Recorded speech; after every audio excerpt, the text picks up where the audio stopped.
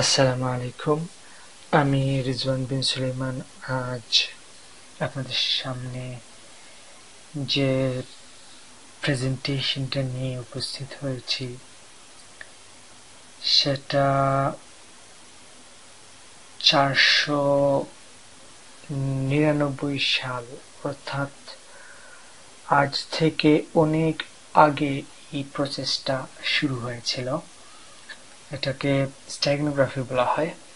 স্টেগনোগ্রাফি আসলে কি সেটা জানার আগে আমাদেরকে জানতে হবে হ্যাকিং কি। হ্যাকিং আসলে আমরা যারা নতুন তারা ভাবি যে কোনো ওয়েবসাইটে জাস্ট আমার নিজের ডিফেস পেজটা আপলোড করে দেওয়াকেই হ্যাকিং। অ্যাকচুয়ালি সেটা না। হ্যাকিং আরো অনেক কিছু বোঝায়। বাট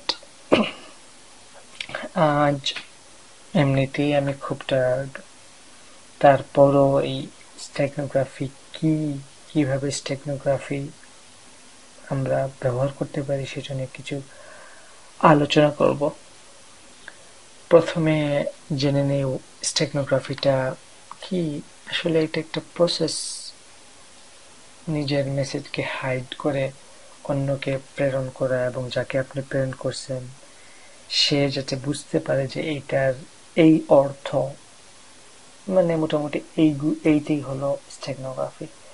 অর্থাৎ আপনি যাকে মেসেজ পাঠালেন সে যাতে বুঝতে পারে আপনি কি পাঠাইছেন এবং ওই মিয়া যাতে আপনি যা পাঠাইছেন ওই মিয়া যাতে সেটা এনক্রিপ্ট ডিক্রিপ্ট করতে পারে, এটাই হলো মেইন কনসেপশন।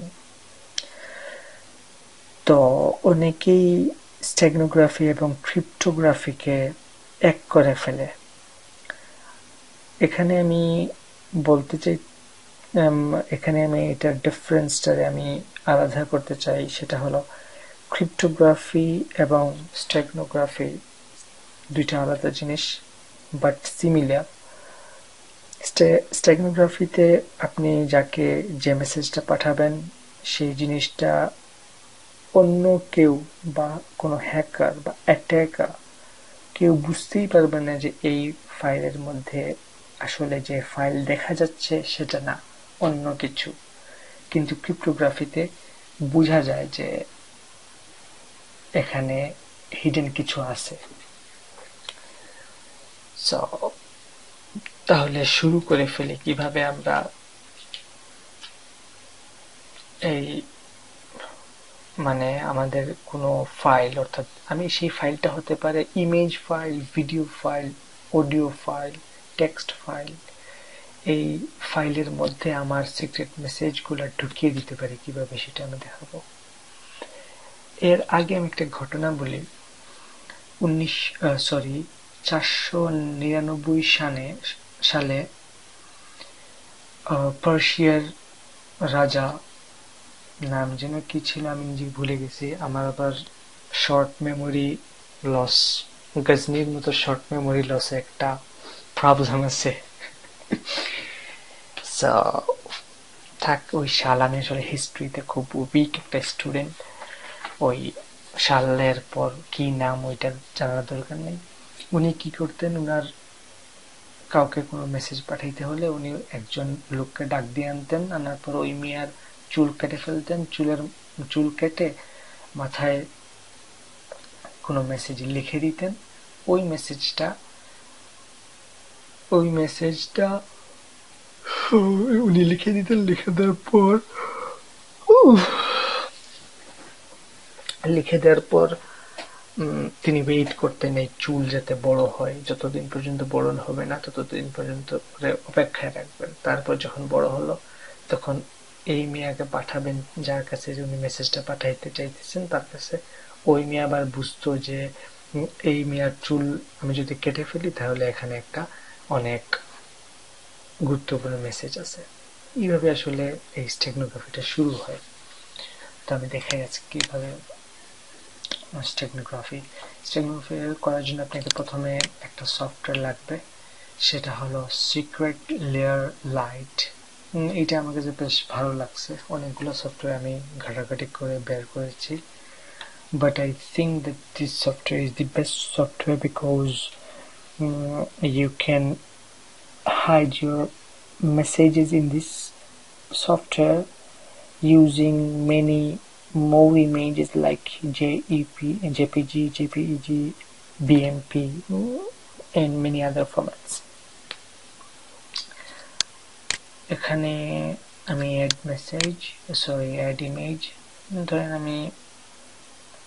আপনি আপনার গার্লফ্রেন্ডকে ইমপ্রেস করতে চান কিংবা ওর বাবাকে লুকানোর জন্য আপনি একটা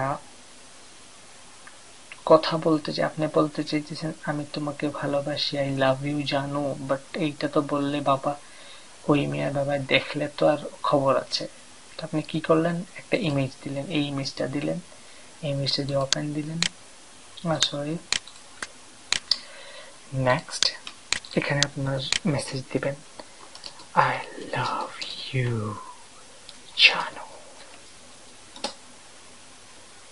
just wait a little, like you said. I'm coming back. এটা লিখেও দিতে পারেন অথবা অন্য কোনো ফাইল এখানে অ্যাডও করতে পারেন। আমি এখানে জাস্ট লিখে দিচ্ছি টাইম ক্যান্সেলেশন। এখানে পাসওয়ার্ড দিতে পারেন যাতে কেউ আপনার পাসওয়ার্ড ছাড়া এনক্রিপ্ট করতে না পারে, ডিক্রিপ্ট করতে না পারে। এখন এই ফাইলটা, হিডেন ফাইলটা কোথায় গিয়ে সেভ হবে, ধরেন ডেস্কটপে। এখানে নিউ একটা ফোল্ডার বানাইলাম আমি, ধরেন এইখানে গিয়ে এটা ভালো।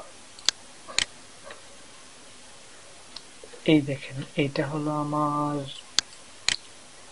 এই পিকচারের ভেতরে কি আছে আপনি এটা বুঝতেই পারবেন না যে এটার ভিতরে কি আছে।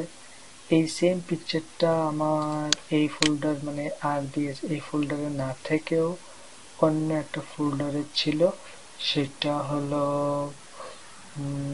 কোথায়, এইটা এই ফোল্ডারে ছিল এই এই ইমেজটা।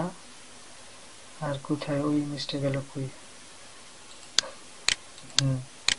এই দেখেন এখানে দুইটা ইমেজ, আমি এইটা আর এইটা, দুইটার মধ্যে কোনো পার্থক্য নাই, বাট ওইটা কিন্তু গুরুত্বপূর্ণ একটা মেসেজ আছে। দেখেন এখন কিভাবে বের করবেন। এই ফাইল, অ্যাড ইমেজ, কোথায়,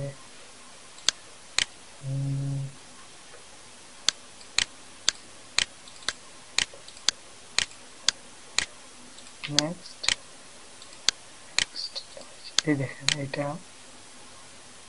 সেভ,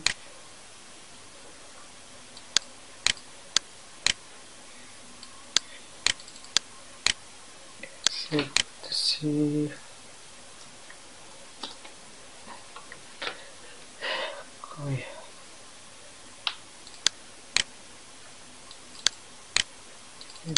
আমার যে তথ্যটা আমি দিচ্ছি এটা এখানে আছে। আজ এ পর্যন্তই, অন্য কোনো একদিন দেখাবো, অন্য কোনো একদিন কোনো একটা টপিক নিয়ে হাজির হব। আজ এখানেই থাক নাকি?